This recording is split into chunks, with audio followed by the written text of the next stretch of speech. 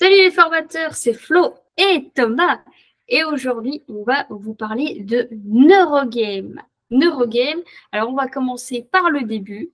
Vous le savez, quand on doit créer une formation, ou même l'animer, parfois on n'a pas suffisamment de temps. Nous sommes tous pareils en tant que formateurs, et ben on a toujours des contraintes de temps. On n'a jamais le temps d'améliorer ce qu'on veut faire, d'aller rajouter du contenu qu'on aimerait ajouter parce que notre formation est déjà terminée. C'est ça. Et surtout quand tu l'as déjà animé, tu te dis, mais j'aimerais bien rajouter cet outil-là, cette activité-là, mais tu sais pas comment faire et du coup, tu changes pas et tu es un petit peu frustré parce que tu aimerais bien dynamiser un peu ta formation, mais tu peux pas. Et puis, tu as forcément ce temps aussi qui est déjà préparé pour ta séquence. Tu l'animes, elle dure 20 minutes et tu dis, si je rajoute une activité, je vais devoir rajouter du temps, ce que je n'ai pas. Exactement. C'est vrai que c'est ce que je vois souvent avec mes stagiaires, des formateurs, où ils veulent justement essayer de tenter de gamifier, d'apporter un peu plus de fun, de ludique, leur petit côté perso, mais ils se disent, mais comme tu viens de dire, je ne peux pas faire une formation encore plus longue, elle est déjà suffisamment dense, où j'ai pas envie de tout refaire. Et c'est là qu'effectivement, on n'a pas besoin de tout refaire. Exactement. Et oui, parce que le contenu, on l'a déjà. Si tu as déjà le contenu, tu vas juste modifier le contenant. Et pour moi, ça, c'est vraiment pas une erreur, mais une incompréhension des formateurs qui se disent, je vais rajouter une activité. Ben non, tu vas transformer un exposé que tu as, qui peut être un petit peu rébarbatif, tu vas le transformer pour qu'il soit interactif. Et d'un coup, que ça devienne beaucoup plus intéressant pour les apprenants, qui s'engagent un peu plus, puis que tu captes leur attention. Et une fois qu'ils ont l'attention bien captée, là, tu vas veiller à ce qu'ils soient bien engagés jusqu'à la fin de la formation.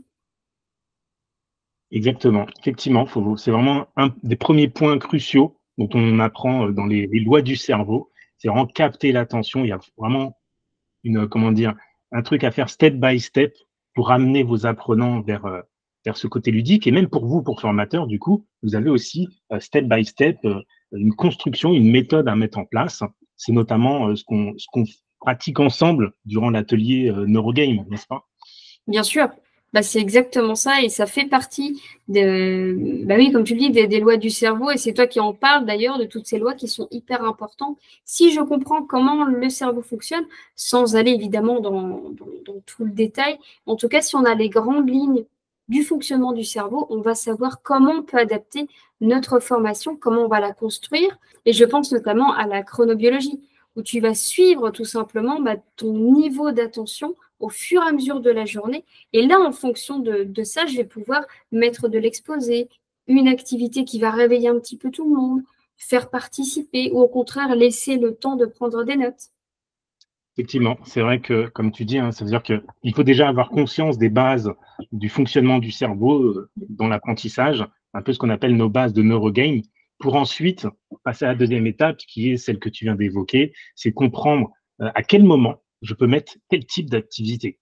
Donc ça, effectivement, c'est extrêmement important. On ne peut pas mettre n'importe quel type d'activité, n'importe quel moment dans sa formation. D'ailleurs, pour ça, je me souviens que tu as fait une super mind map que tu as appelée la mind map des jeux, qui est géniale. Hein. C'est vrai que les stagiaires, à chaque fois, ils adorent ça. Parce que dans ta mind map, justement, tu mets les différents moments d'une Oui. formation, du début jusqu'à la fin. Et puis, il y a différents moments aussi pendant.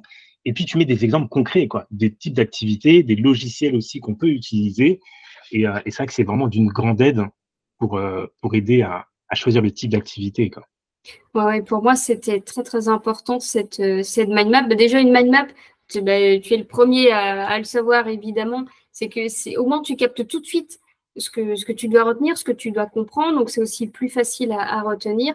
Et c'est très important pour moi de ne pas se louper. J'entends beaucoup de formateurs qui se disent, moi, je vais commencer ma journée de formation avec un icebreaker et qui, à chaque début de journée, vont faire un icebreaker.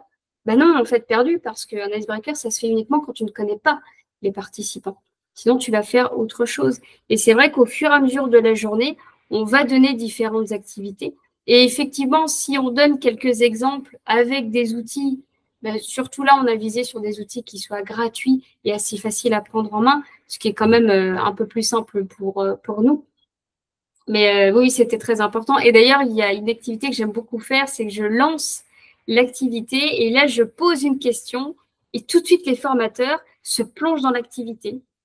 Et c'est seulement quelques secondes après où je dis, oui, vous avez déjà plongé dedans et pourtant, je ne vous ai pas dit que qu'il fallait rien faire, tout simplement, mais tout de suite, vous avez plongé dedans. Et ça, c'est super important. Si tu arrives à capter tes apprenants, à les engager, ben, ils vont tout de suite aller vers cette activité-là.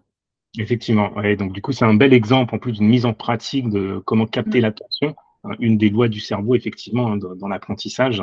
Et c'est ça que j'adore, moi, dans nos ateliers, c'est que justement, on, on fait des retours d'expérience sur nos expertises, mais en même temps, on applique ce qu'on apprend à nos élèves. Et donc, c'est génial, il y a vraiment ce cheminement que je trouve extraordinaire. Et puis, c'est vrai que les stagiaires derrière le disent, ah, bah, effectivement, ça a bien fonctionné. Là, ce qu'on avait prévu dans l'exercice pratique, je l'ai fait autrement par rapport à mon cas de figure. Voilà. Potentiellement, ça va fonctionner, et ainsi de suite, quoi. Oui, oui. Et c'est exactement ce qu'on voulait pour cet atelier-là. C'était de faire participer les formateurs à une activité et derrière que ça fasse allumer une petite lumière et qu'ils se disent, mais en fait, ça, je peux peut-être l'utiliser, mais je vais le modifier. Je me dis, bah là, c'est gagné pour nous parce que c'est exactement ce qu'on voulait. Et c'est là où on comprend que finalement, intégrer une activité, c'est pas quelque chose forcément que tu vas rajouter. C'est pas forcément un jeu Monopoly, tu vas dire, attends, qu'est-ce que je vais mettre sur cette case-là, les cartes? Non, ça peut être des choses très, très simples, comme des jeux cadres dont on parle. C'est facile, tu as le contenant, enfin, tu as le contenu plutôt, nous, on amène le contenant, et il n'y a plus qu'à l'appliquer tout simplement. Et d'ailleurs, c'est ce qu'on fait aussi sur la dernière partie de l'atelier, où là, on met en sous-groupe, et là, je donne un contenu, le contenant, et il n'y a plus qu'à mélanger tout ça, et puis laisser partir la créativité. En sous-groupe, c'est toujours plus simple, évidemment. Effectivement. Donc au final, si je reprends un peu tout ce que tu as dit, c'est le cheminement logique que tout formateur doit prendre pour créer une activité ludique. Dire qu'au début, on parle des bases de neurogamification. Ensuite, on va parler des différents temps, du moment de la formation pour définir le type d'activité. Ensuite, il y a un travail de brainstorming, c'est-à-dire, bon voilà, je connais les bases, je sais ce que je peux faire, je sais à quel moment je veux le faire. Maintenant, brainstorming sur ce qu'on va mettre en place et on passe à la pratique. Voilà. Et c'est exactement le cheminement durant l'atelier neurogamification, bien sûr, pour à la fin pratiquer et générer un exercice, une activité ludique. Ce que nos stagiaires font, ça dure combien de temps? 30 minutes, je crois, l'activité? Oui, 30 minutes, oui. 30 minutes. En 30 C'est rapide, minutes, hein? c'est rapide et ça fonctionne. Et tout le monde ressort avec une activité prête à être utilisée ou à être remaniée différemment en 30 minutes. C'est génial. Bah, moi, en tout cas, je suis très contente de ce qu'on a pu en faire. Évidemment, on est toujours aussi content quand on a le retour des stagiaires qui sont satisfaits. Et moi, ce que j'aime encore plus, c'est quand ils me recontactent après l'atelier, qui me disent, j'ai intégré ça dans ma formation. Et ça a fonctionné. Et ça, finalement, ça m'a donné des idées. Et finalement, j'ai été encore plus loin. Ça, pour moi, c'est vraiment ce que j'aime entendre. Tu vois, quand on arrive à débloquer des soucis comme ça de formateurs et qui sont contents, bah, on ne peut que l'être aussi. Ouais, c'est clair, c'est clair. Quand ils nous font des retours comme ça, c'est vrai que c'est génial qu'ils ont pu appliquer le jour d'après ou la semaine d'après ce qu'on a vu ensemble. C'est vrai que c'est vraiment gratifiant. C'est ça la beauté, j'ai envie de dire, du métier de formateur. Oui, complètement. Eh ben, on n'a plus qu'à dire rendez-vous vendredi 14 à 14 heures, n'est-ce pas? Exactement. Ah ben là, c'est bien trouvé, hein. La date et l'heure, le 14 à 14 heures. Voilà, 14 juin à 14 heures. On se retrouvera pour cet atelier Neurogame qui va durer 1 heure et demie. 1 heure et demie, effectivement. C'est pour rentrer dans le week-end tout en douceur, hein. Voilà, venez profiter d'un petit peu de fun et puis apprendre à créer des activités ludiques en découvrant la mind map des jeux que Florence vous a préparé, qui est vraiment très pratique. Et puis ensemble, allons créer des activités ludiques pour nos stagiaires. Voilà, exactement. On vous met le lien dans la description. Et puis, merci Thomas d'avoir été présent.